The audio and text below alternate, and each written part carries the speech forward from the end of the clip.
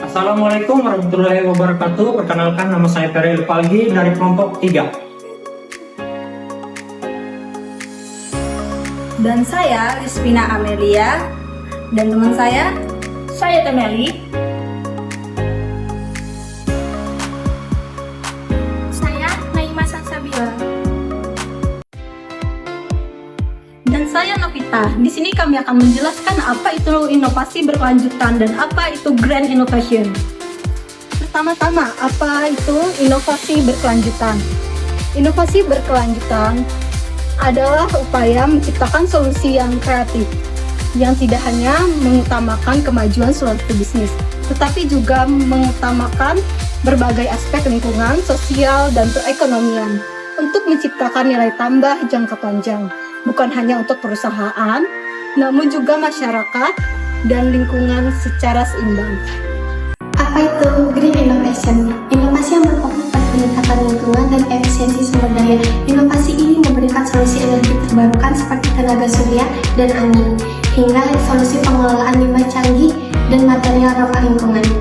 Green Innovation adalah komitmen terhadap keberlanjutan bisnis jangka panjang yang bertujuan untuk mengurangi jejak karbon, emisi gas rumah kaca, pencemaran lingkungan, dan penggunaan sumber daya secara berlebihan untuk melestarikan sumber daya dan efisiensi energi.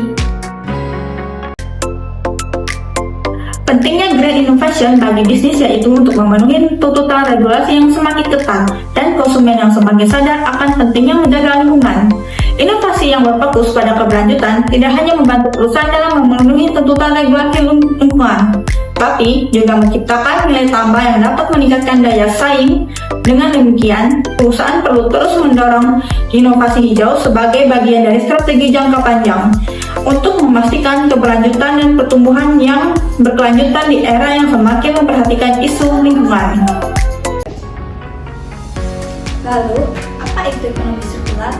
Ekonomi sirkular merupakan efisien sumber daya dengan memperpanjang siklus kehidupan produk dan juga material. Dampaknya mengurangi hal negatif dalam lingkungan dan juga dapat menciptakan peluang bisnis baru.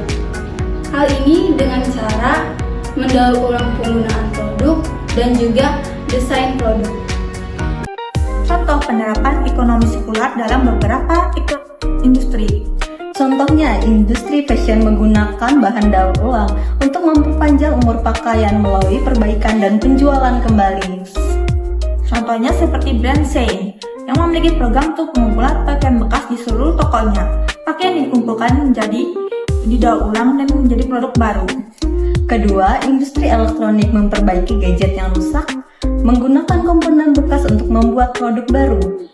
Contohnya Apple yang memiliki program daur ulang yang cukup komprehensif, di mana konsumen dapat mengembalikan produk Apple yang sudah lama untuk didaur ulang menjadi produk baru. Tiga, sektor makanan mengurangi limbah makanan, mengolah sisa makanan menjadi kompos. Contohnya Nestle memiliki program untuk mengurangi limbah makanan dan meningkatkan efisien dalam rantai pasok. Mereka juga mengembangkan produk-produk yang lebih sehat dan berkelanjutan.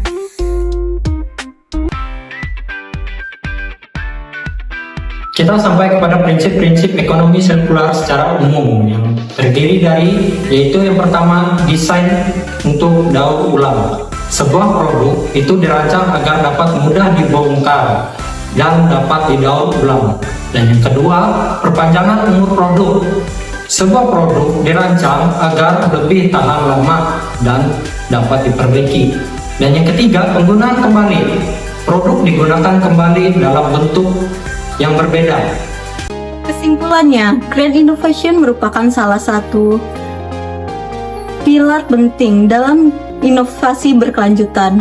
Perusahaan yang menerapkan Grand Innovation dapat mengurangi dampak negatif terhadap lingkungan dan meningkatkan kinerja ekonomi dan sosialnya.